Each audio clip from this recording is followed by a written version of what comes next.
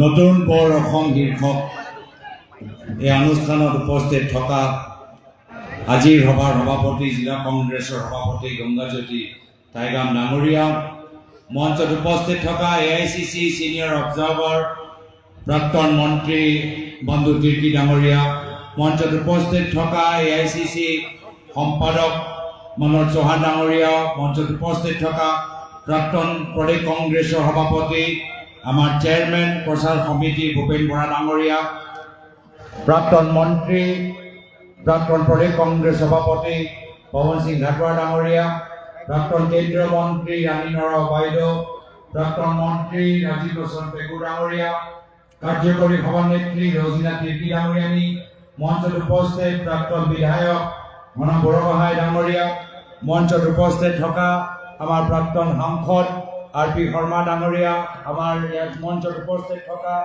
আমাৰ ছত্তীশগড়ৰ পৰা অহা বিনোদ বৰ্মা ডাঙৰীয়া, মঞ্চত উপস্থিত থকা প্ৰদেশ কংগ্ৰেছৰ সাধাৰণ সম্পাদকসকল, মঞ্চত উপস্থিত থকা আমাৰ ধেমাজি জিলা কংগ্ৰেছৰ সভাপতি তিলক ফুকন ডাঙৰীয়া, লখিমপুৰ জিলা কংগ্ৰেছৰ সভাপতি নাম ক'লো মই, আমাৰ শোণিতপুৰ জিলা কংগ্ৰেছৰ সভাপতি কাৰ্তিক কুৰ্মী ডাঙৰীয়া, বিশ্বনাথ জিলা কংগ্ৰেছৰ সভাপতি প্ৰশান্ত হাজৰিকা ডাঙৰীয়া, আমাৰ মাজুলী জিলা কংগ্ৰেছৰ সভাপতি আমাৰ পূজাৰী ডাঙৰীয়া, উপস্থিত থকা NSY যুৱ কংগ্ৰেছ, মহিলা কংগ্ৰেছ, য়াং ব্ৰিগেড সেৱা দলৰ সদস্যসকল, বিষয়ববীয়াসকল আৰু ইয়াত উপস্থিত থকা মোৰ দলৰ সতীৰ্থসকল, সাংবাদিক বন্ধুসকল, ইতিমধ্যে যথেষ্ট সময় হৈ গ'ল আৰু সেইকাৰণে মই ভাবোঁ যে আপোনালোকক মই আৰু ৰাজনৈতিক বক্তৃতা দি আমনি কৰিবলৈ বিচৰা নাই।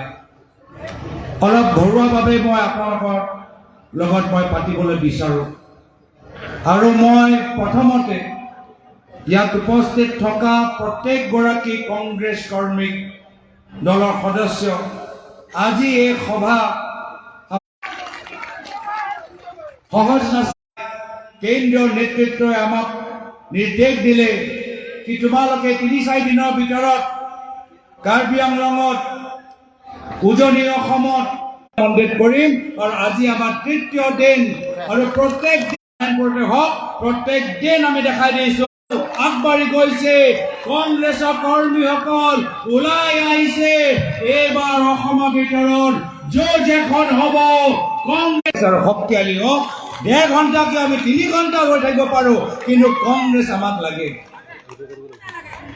আজি আমি য'তে যাওঁ মানুহবোৰে আমাক আদৰিছে, যুৱকসকলে আমাক আদৰিছে, বয়োজ্যেষ্ঠসকলে আমাক আশীৰ্বাদ প্ৰদান কৰিছে, মহিলাসকলে যথেষ্ট আস্থা বাট চাই আমাক আশীৰ্বাদ প্ৰদান কৰিছে। কিয় কি আজি তাৰিখত অসমৰ জনসাধাৰণে দেখিছে যে আজি ভাবে যে তেওঁহে ওচৰতে ক্ষমতা আছে। কি কয় কি যেতিয়ালৈকে মই অসমৰ মুখ্যমন্ত্ৰী আছো মোৰ মতে হ'ব লাগিব। ইমান অহংকাৰ, ইমান সাহস।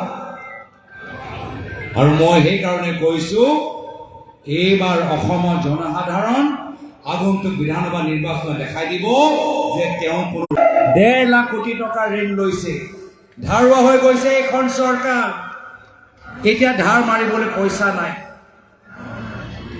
এতিয়া সেইকাৰণে ধাৰ মাৰিবলৈ কি কৰিছে, অসমৰ চাৰিওফালে মদৰ দোকান খুলি মদৰ পৰা টেক্সৰ নিজৰ ধাৰ মাৰিবলৈ বিচাৰিছে। এয়া হ'ল তেওঁলোকৰ চিন্তা।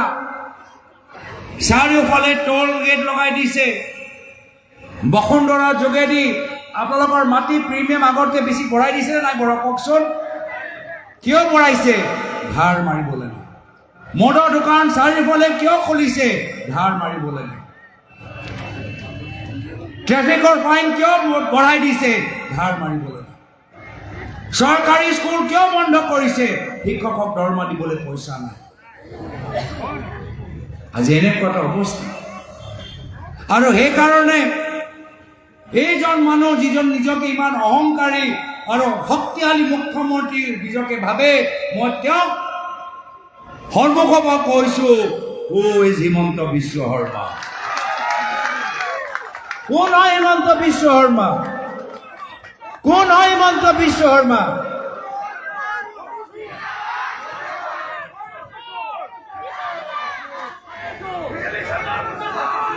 আজি তেওঁ নিজৰ ৰাজনৈতিক যাত্ৰা চাওকচোন। কেতিয়াবা আছো, পিছত নিজকে বচাবলৈ গ'ল কংগ্ৰেছ, আকৌ নিজকে বচাবলৈ গ'ল বিজেপি। কাইলৈ যেতিয়া বিজেপি চৰকাৰৰ পৰা আঁতৰি যাব, আকৌ বিজেপি তেওঁক জাপ মাৰি দিব, আকৌ কংগ্ৰেছত আহিবলৈ বিচাৰিব। ল'ব লাগে নেকি? ল'ব লাগে নেকি? ল'ব লাগে নেকি? আপোনালোকে যদি কৈছে আমি কেতিয়াও হিমন্ত বিশ্ব শৰ্মা ডাঙৰীয়াক আমি কংগ্ৰেছ আহিবলৈ নিদিওঁ। সদায় সদায় ভোটৰ লগত গৈ থাকিব, য'তে ক্ষমতা তাতে তেওঁ।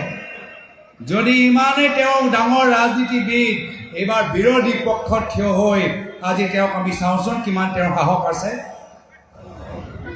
এক ছেকেণ্ডৰ সাহস নাইকিয়া হৈ যাব, এক ছেকেণ্ডৰ সাহস নাইকিয়া হৈ যাব। আজি মাত্ৰ ক্ষমতা থকা চৰকাৰৰ লগত আছে, সেইকাৰণে ডাঙৰ ডাঙৰ কথা। নহ'লে সদায় নিজকে বচাবলৈ জাপ মাৰে। যিদিন বিজেপি যাব সেইদিন আকৌ জাপ মাৰিব। কিন্তু আপোনালোকৰ কোৱাৰ দৰে আমি দৰ্জাটো বন্ধ কৰি ৰাখিম, হ'ব?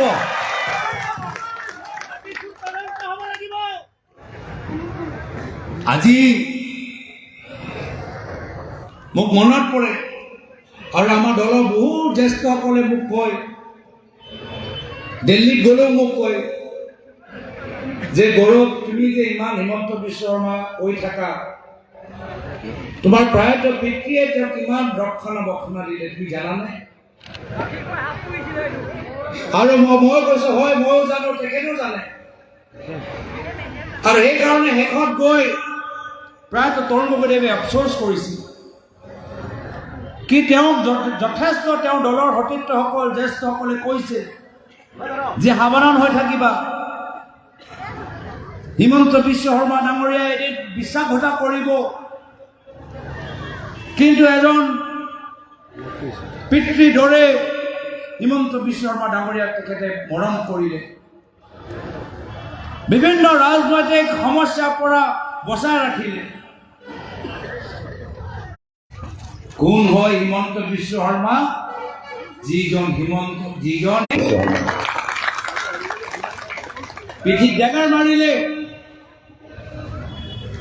আৰু প্ৰায়তো তৰুণ গগৈদেৱে কৈছিল যে হয়, মই কেনেকৈ গম পাওঁ, মই সহজ সৰল মানুহ, মই সাধাৰণ মানুহ, মই অসমৰ ভিতৰত মাত্ৰ শান্তি আনিবলৈ চেষ্টা কৰিছিলোঁ, অসমৰ ভিতৰত কিবা এটা কাম হোৱাটো মই বিচাৰিলোঁ, বিশ্বাস কৰিলোঁ, এজনৰ ওপৰত খুলিবলৈ দিলোঁ তেখেতৰ চেনেল। মইনো কেনেকৈ গম পাম যে এদিন মোৰে পিঠিত তেওঁ ডেগাৰ মাৰিব? আফচোচ প্ৰকাশ কৰিছিল। আৰু এটা কথাও কৈ গৈছিল যে মোৰ পিঠিত তেওঁ ডেগাৰ মাৰিলে, কিন্তু সৰ্বানন্দ সোণোৱাল ডাঙৰীয়া বুকুত তেওঁ ডেগাৰ মাৰিব। আৰু সেইটোৱে হ'লনে নহয়? 2021 চনত প্ৰায়তো তৰুণ গগৈদেৱৰ কোৱা কথাখিনি সঁচা প্ৰমাণ হ'ল। অসমৰ জনসাধাৰণে 2021 চনত আকৌ বিজেপিক ভোট দিলে, বিজেপিৰ চৰকাৰ গঠন কৰিবলৈ এটা সুযোগ দিলে, ভাবিলে যে মুখ্যমন্ত্ৰী সৰ্বানন্দ সোণোৱাল ডাঙৰীয়া 5 বছৰ আৰু কাম কৰক। কিন্তু তেওঁ হিমন্ত বিশ্ব শৰ্মা ডাঙৰীয়া মাত্ৰ নিজৰ ব্যক্তিগত স্বাৰ্থৰ বাবে সৰ্বানন্দ সোণোৱাল ডাঙৰীয়াক আঁতৰাই বুকুত ডেগাৰ মাৰি নিজে মুখ্যমন্ত্ৰী হ'ল। মুখ্যমন্ত্ৰী আমি অসমৰ ভিতৰত বিভিন্ন জনক আমি দেখা পাইছোঁ। মই কিছুমানৰ নাম ইতিমধ্যে ল'লো, কিন্তু হিমন্ত বিশ্ব শৰ্মা ডাঙৰীয়া দৰে ইমান মিছলীয়া মুখ্যমন্ত্ৰী মই আগতে কেতিয়াও মই দেখা পোৱা নাই। মোক আকৌ পাকিস্তানৰ লগত সম্পৰ্ক লগাবলৈ বিচাৰে, কওকচোন। 1 বছৰ হৈ গ'ল, প্ৰমাণ দিব পাৰিলে? দিছে নেকি? ক'ৰবাত দেখিছে নেকি? 10 ছেপ্টেম্বৰ কিবা হ'ল নেকি? তেওঁতো নোৱাৰিলে, কিন্তু আমি নিজৰ কথা ৰাখিলোঁ। 10 ছেপ্টেম্বৰ পৰা প্ৰত্যেক মাহৰ 10 তাৰিখে আমি কংগ্ৰেছ দলক আমি বিজেপিৰ পৰা মানুহ লৈ আমি কংগ্ৰেছ দলত আমি যোগদান কৰা হয়।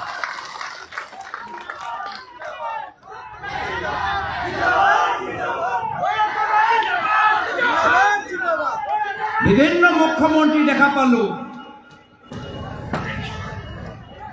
কিন্তু ইমান কেলেংকাৰীৰ লগত সম্পৰ্ক থকা মুখ্যমন্ত্ৰী আজিলৈকে মই দেখা পোৱা নাই। এয়া হ'ল হিমন্ত বিশ্ব শৰ্মা ডাঙৰীয়া বাস্তৱ চৰিত্ৰ। আজি তাৰিখত আপোনালোকে গীৰ গাই শুনিছে নেকি? গীৰ গাই স্কেম, গীৰ গাই শুনিছে নে? গীৰ গাইটো কেলেংকাৰী হয়নে নহয়? ধেমাজিৰ পৰা মানুহ আহিছে নে? ধেমাজি মানুহবোৰ ক'ত? ধেমাজিৰ ভিতৰত চাউল চুৰ ওলাইছে শুনিছো, হয়নে নহয়? ধেমাজি FCI পৰা চাউল চুৰ ওলাইছে শুনিছো। লখিমপুৰৰ মানুহ আহিছে নে নাই অহা? আহিছে। এতিয়া লখিমপুৰত মোক মানুহবোৰে কয়, দাদা জল জীৱন আঁচনি নল আছে জল নাই, হয়নে নহয়? নল আছে জল নাই, হয়নে নহয়? এতিয়া ৰঙা নদীত মানুহ আহিছে নে নাই? ৰঙা নদীৰ কথাবোৰ অদ্ভুত দেই, ৰঙা নদীৰ কথাবোৰ অদ্ভুত। এতিয়া ইয়াত মানুহবোৰে কয় যে দাদা বিজেপি অহাৰ পিছত আমাৰ গৰুবোৰ সুৰক্ষিত নহয়। ৰঙা নদীৰ মানুহ নিজৰ গৰুলৈ বিশেষভাৱে চিন্তিত। কৈছে আমাৰে গোহালিৰ পৰা গৰু তেওঁলোকে গুচি লৈ যায়, মেঘালয়ত 30,000 40,000 টকা বিক্ৰী কৰে, চাওকচোন। আৰু এই গৰু চিণ্ডিকেট লগত থকা মানুহবোৰক এতিয়া বিজেপিয়ে টিকেট দিবলৈ বিচাৰে। এতিয়া বিজেপিয়ে টিকেট দিবলৈ বিচাৰে। তোমালোকে হিন্দু নাম ধৰ্ম ৰাজনীতি কৰা, হিন্দু ধৰ্মৰ নামত তোমালোকে ভোট বিচাৰা, আকৌ গৰু চিণ্ডিকেটৰ মানুহৰ লগত তোমালোকে টিকেট দিবলৈ বিচাৰা। এয়া হ'ল তোমালোকৰ হিন্দু ধৰ্মৰ প্ৰতি দায়বদ্ধতা।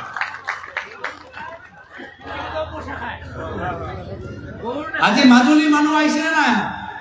মাজুলী মানুহবোৰ ক'ত? বিভিন্ন মুখ্যমন্ত্ৰী আমি দেখা পাইছো, কিন্তু কেতিয়াও মুখ্যমন্ত্ৰীৰ পৰিবাৰে মাজুলীত মাটি কিনা আমি দেখা পোৱা নাই, হয়নে নাই? হয়নে নাই কওকচোন? মাজুলীত মাটি লৈছে নেকি? মই যোৱাকালি মৰাণত আছিলো। মৰাণত মই এটা কুইজ কৰিলো, ৰাইজকে সুধিলো যে মামীয়ে তিনিচুকীয়াত বাগান কিনিছে নেকি? তো ৰাইজে ক'লে হয় কিনিছে। আৰু ইয়াতো এতিয়া কৈছে মামীয়ে মাজুলীত মাটি লৈছে নেকি? ভয় কৰিছে নেকি? লৈছে নে নাই লোৱা? আমি চাবলৈ যাম এবাৰ। আমি গোটেইখিনি আমি মাজুলী গৈ ক'ত মাটি লৈছে আমি চামগে।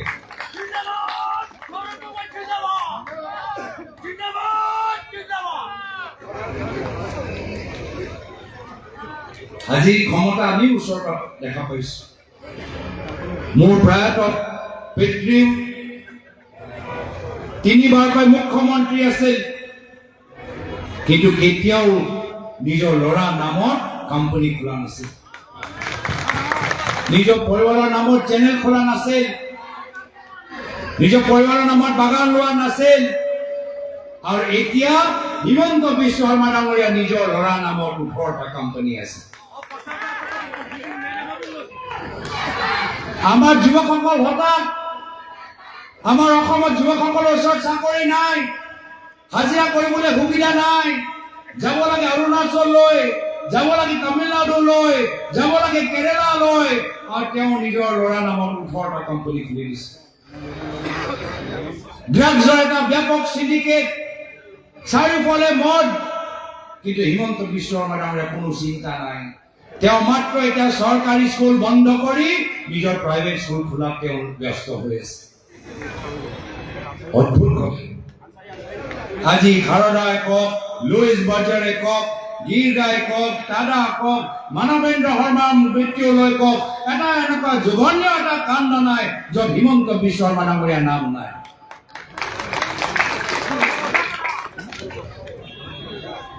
বসুন্ধৰা পৰ্টেল কোনোবা মাটি পাইছে নেকি কওকচোন? পাইছে? নাই পোৱা? আপোনালোকৰ কাৰণেতো কৰি দিছে। এনেকুৱা হ'ল নেকি?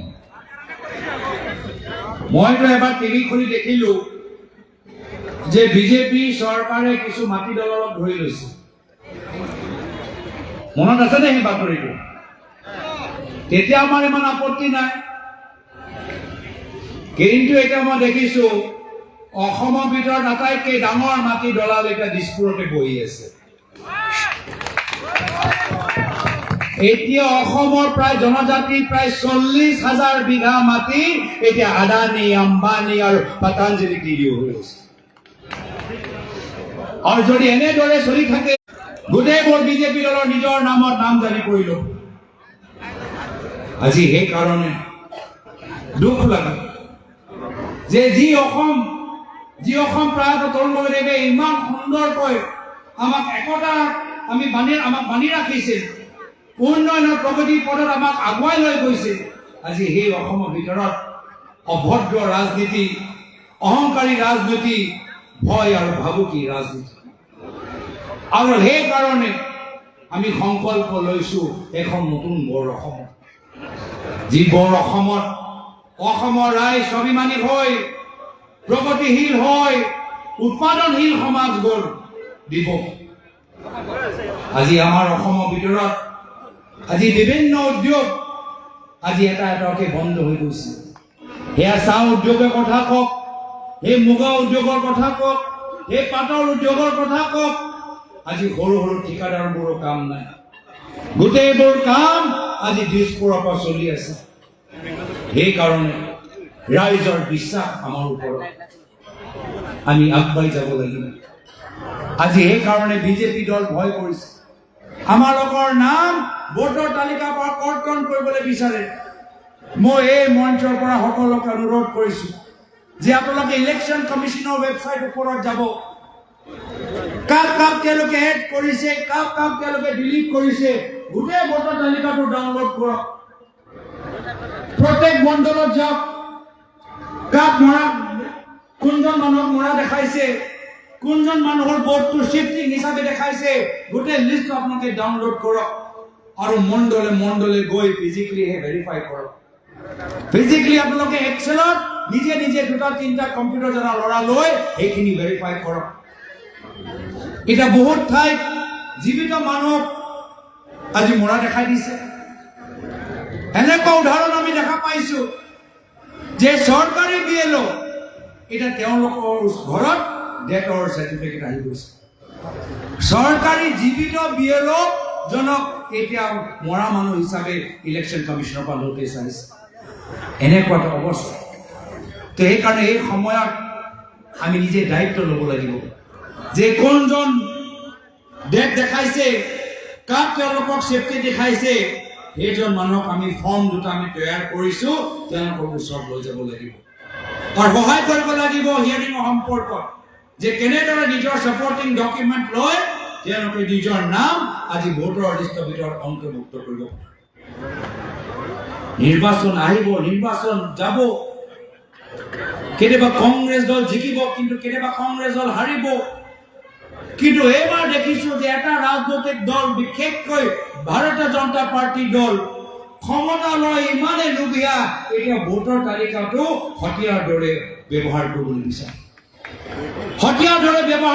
বিচাৰে। আমি দেখিছো ভোটত কি হৈছে, ইলেকশ্যন কমিশ্যনৰ অফিচত এতিয়া বিজেপি মানুহ বহি আছে। আমি দেখিলো সেইদিনা বিজেপি দলৰ জুম মিটিঙত কেনেদৰে এইখিনি কথা তেওঁলোকে পাতিছিল। আমি FIR দিলো, কিন্তু আজিলৈকে আমাৰ FIR ওপৰত কোনো একশ্যন লোৱা নাই। কিয়? যিসকলে সেই জুম মিটিঙত ভাগ লৈছিল তেওঁলোকৰ ফোন, তেওঁলোকৰ লেপটপ আজি তাৰিখত কিয় তদন্ত কৰা পিছত চিজ কৰা হোৱা নাই? আমি জানিব লাগিব। আমাৰ বিশ্বাস কি যদি ৰাইজ সজাগ হয়, যিমানে তেওঁলোকে এইখন ইলেকশ্যনৰ ভিতৰত বিভ্ৰান্তি সৃষ্টি কৰিবলৈ যিমানে কষ্ট কৰক নকৰক, আমাৰ ৰাইজ সজাগ হৈছে, ৰাইজ একত্ৰিত হৈছে। আমি যিকোনো পৰ্যায়ে আমি বিজেপি দলটোক ভৰাম আৰু কংগ্ৰেছৰ নেতৃত্বৰ চৰকাৰ আমি গঠন কৰিম।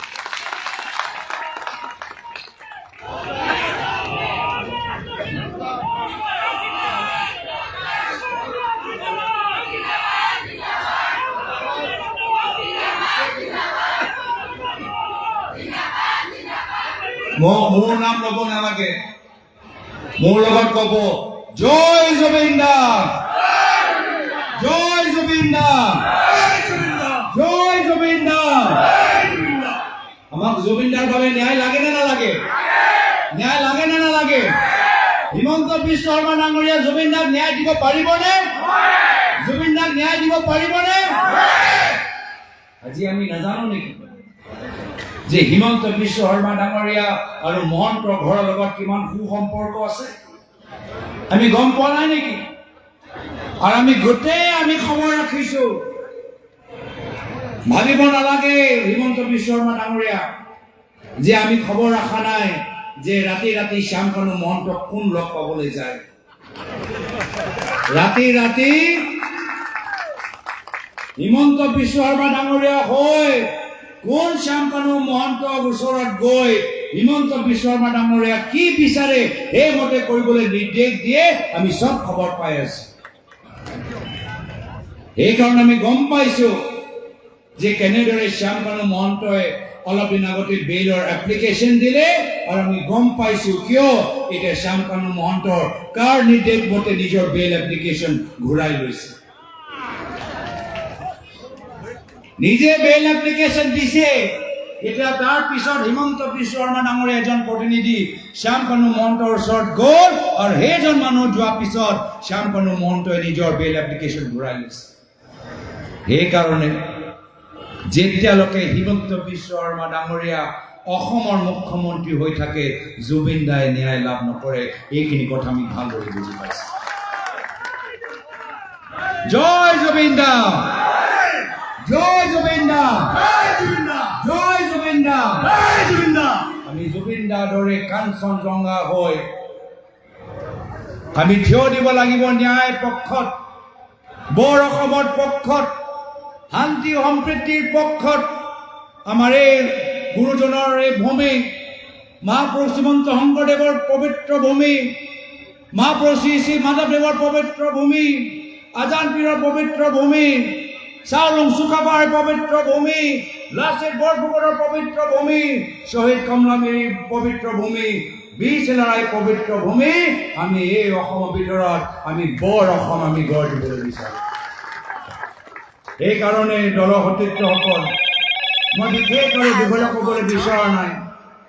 মই মাত্ৰ এটাহে আহ্বান জনাইছোঁ যে হৈ গ'ল আমাৰ ডাঙৰ সভা, আজি আমি সকলোৱে একত্ৰিত হ'লো। মই উদ্যোক্তাসকলক ধন্যবাদ জ্ঞাপন কৰিলোঁ। মাজুলী, শোণিতপুৰ, বিশ্বনাথ, লখিমপুৰ, ধেমাজি জিলা কংগ্ৰেছৰ বিষয়ববীয়াসকলক, ব্লক কংগ্ৰেছৰ বিষয়ববীয়াসকলক, মণ্ডল কংগ্ৰেছ বুথ কমিটি BLA সকলক, প্ৰদেশ কংগ্ৰেছৰ সম্পাদকসকলক, প্ৰদেশ কংগ্ৰেছৰ সাধাৰণ সম্পাদকসকলক, প্ৰদেশ কংগ্ৰেছৰ উপসভাপতিসকলক, প্ৰাক্তন বিধায়কসকলক, আমাৰ প্ৰাক্তন সভাপতি ভূপেন বৰা ডাঙৰীয়াক সকলোকে মই ধন্যবাদ কৃতজ্ঞতা জ্ঞাপন কৰিছোঁ। কিন্তু এইখন সভা পিছত আমাৰ কাম সামৰণি হোৱা নাই, আমাৰ কাম আৰম্ভণিয়ে হৈছে। এতিয়া আৰম্ভই হৈছে, যুঁজ আৰু গৰম হ'ব। হ'বনে নহ'ব?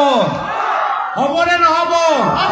যুঁজ এখন হ'ব, যুঁজ এখন হ'ব, যুঁজ এখন হ'ব, যুঁজ এখন হ'ব, যুঁজ এখন হ'ব, যুঁজ এখন হ'ব। আমি যুঁজিম, আমি জিকিম, আমি যুঁজিম, আমি জিকিম, আমি যুঁজিম, আমি জিকিম। এই সাহসৰে লৈ, এই সাহস লৈ, এই আত্মবিশ্বাস লৈ আমাক যাব লাগিব ঘৰে ঘৰে, আমাক যাব লাগিব চুবুৰী চুবুৰী, আলিয়ে, বজাৰে বজাৰে।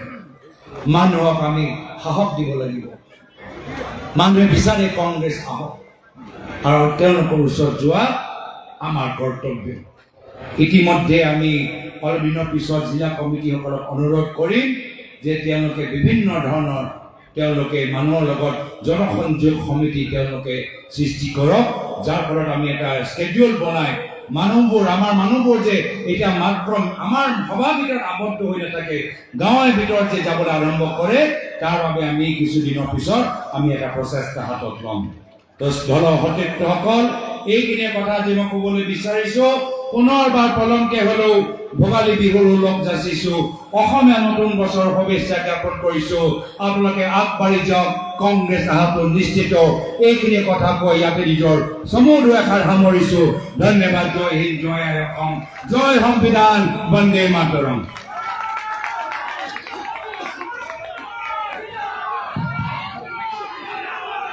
নতুন বৰ অসম গঢ়াৰ অন্যতম